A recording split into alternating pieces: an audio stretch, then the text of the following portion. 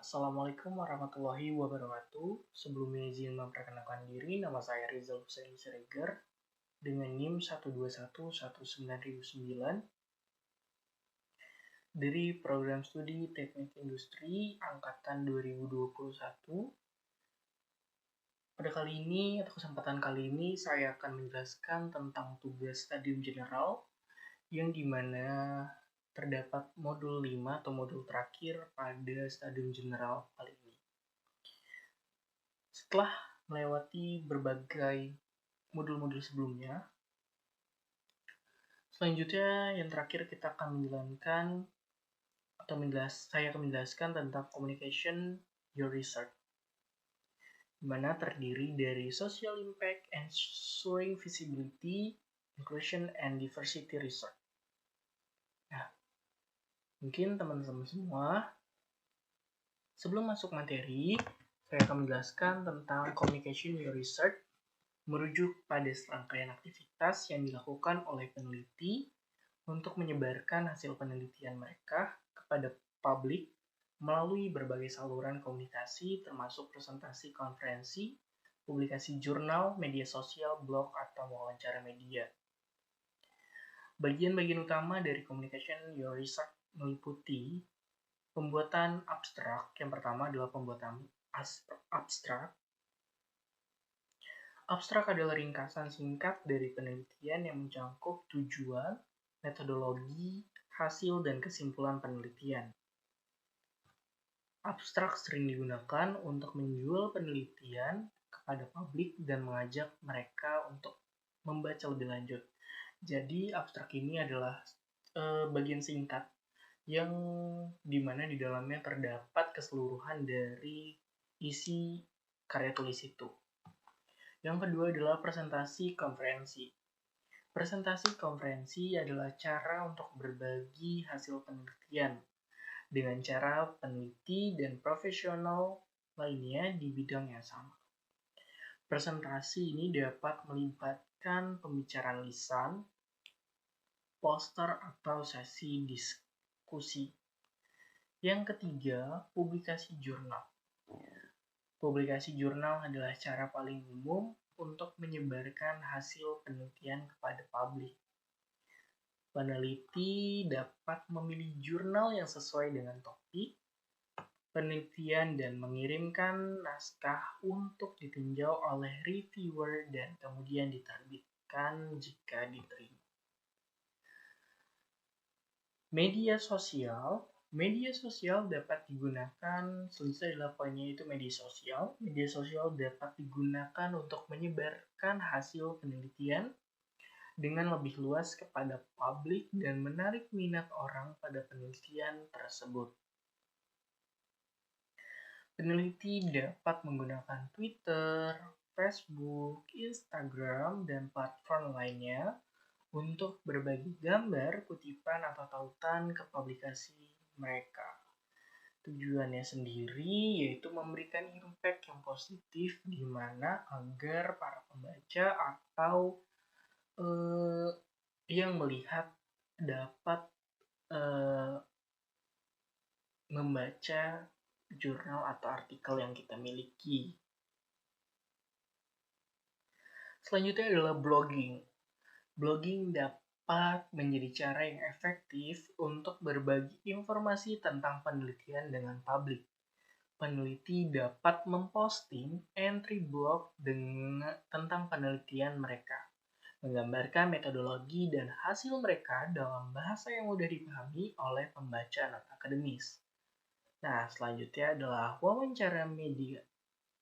Peneliti dapat memberikan wawancara kepada media untuk membahas hasil penelitian mereka. Wawancara ini dapat memungkinkan peneliti untuk menjangkau audiens yang lebih luas dan menjelaskan pentingnya penelitian mereka bagi masyarakat. Nah, setiap bagian dari communication your research memiliki tujuan yang berbeda-beda nih teman-teman. Tetapi semuanya bertujuan untuk menyebarkan hasil penelitian dengan lebih luas dan menarik minat publik pada penelitian yang telah dibuat oleh penulis. Nah, communication research sendiri terdapat berbagai bagian. Yang pertama adalah social impact, yang kedua adalah ensuring visibility, yang ketiga adalah inclusion and diversity research. Kita masuk nih, social impact.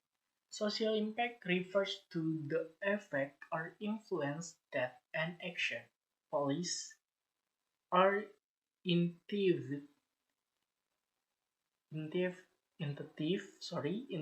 has on individuals, communication, and society as a whole. In the context of research, social impact can refer to the ways in which research contribution to positive change, but in terms of advancing knowledge and addressing social issues. Yang kedua, pengertian dari ensuring visibility in research means making sure that research finding and outcome are accessible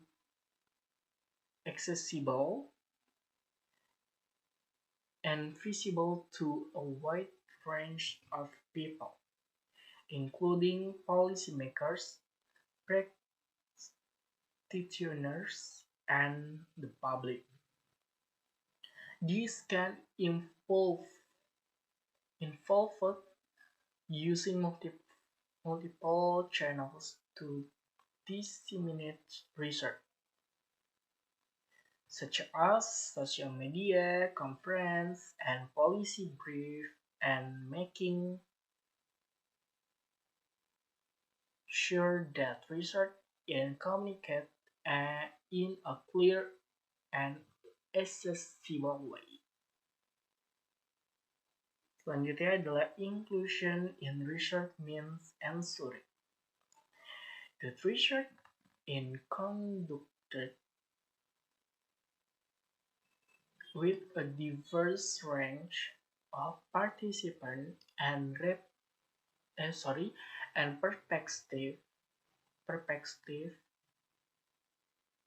perspective. This can involve actively recruiting participants from underrepresented groups such as women, people of color, or people with disabilities, and making sure that research is designed to be inclusive and accessible to all participants. And the next is diversity in research means ensuring that research teams are composed of individuals with a range of background, experience, and perspective. This can involve actively recruiting research from underrepresented groups and creating a work environment that values diversity and encourages collaboration and inclusion. Overall, ensuring visibility, inclusion, and diversity in research is important because it can lead to more robust and relevant research findings, as well as contribute to positive social impact by promoting equity and addressing systemic barriers. Okay, next is what is empathy? Empathy is the uniquely human capacity to feel another person's experience, a need, aspiration, frustration, sadness, joy, anxiety, heart, or hunger as if they were his own. Why empathy is important? First is give us the ability to see and feel the world from another person's point of view. Second is associated with increased critical thinking, creativity, imagination, motivation.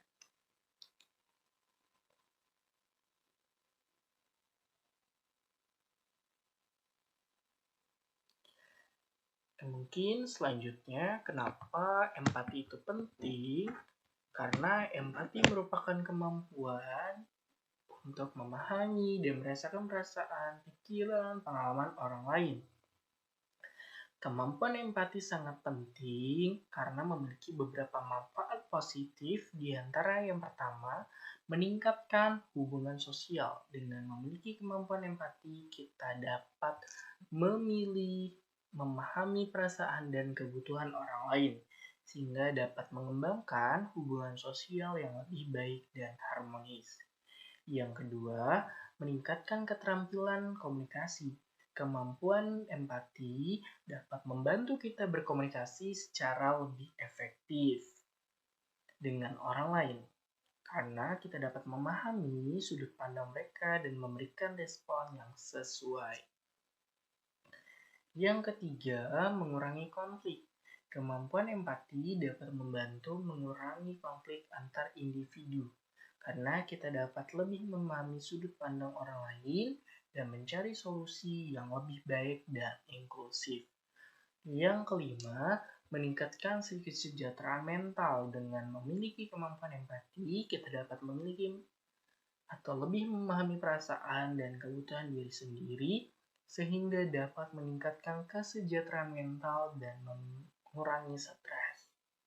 Secara keseluruhan, kemampuan empati sangat penting dalam kehidupan sehari-hari karena membantu meningkatkan hubungan sosial, keterampilan komunikasi, kinerja tim, dan kesejahteraan mental, serta mengurangi konflik.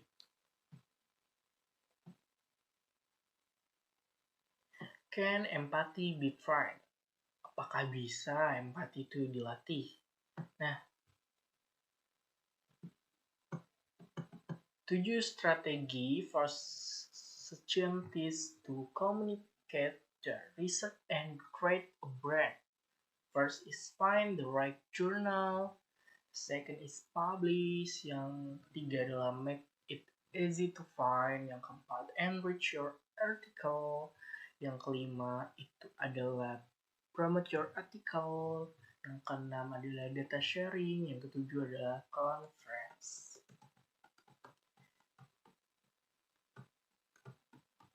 Okay. How to integrate sex, gender, and intersectional analysis into research.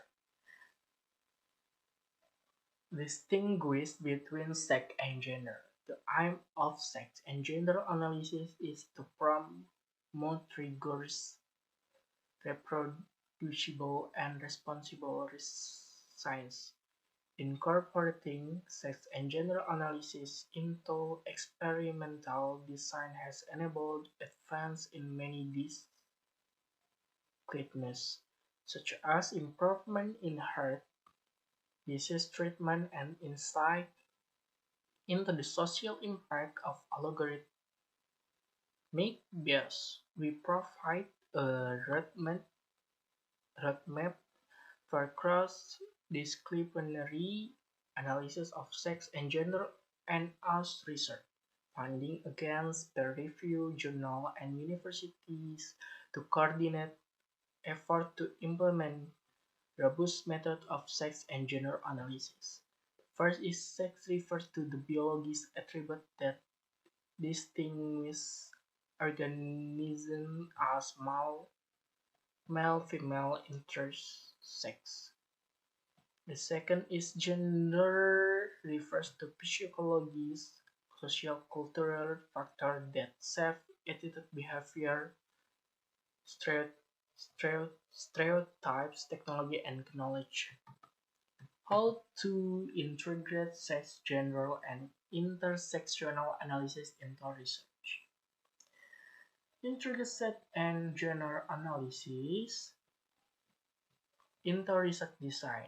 a deeper understanding of the genetic and hormone-mediated basis for sex difference in immunity. For example, hope promise for insight into new cancer immunotherapy, evidence that facial recognition system misclassify gender more frequently for dark-skinned women than for light-skinned men have led to improvement in computer vision. Understanding sex-based response to climate change allow better modeling of demographic change among marine organisms and downstream effects for humans. Analysis of sex or gender can be important for the interpretation, validation, reproducibility, and generalization of research finding. Oke, mungkin itu saja yang dapat saya sampaikan dalam Communication Your Research. Kurang lebihnya saya mohon maaf. Assalamualaikum warahmatullahi wabarakatuh.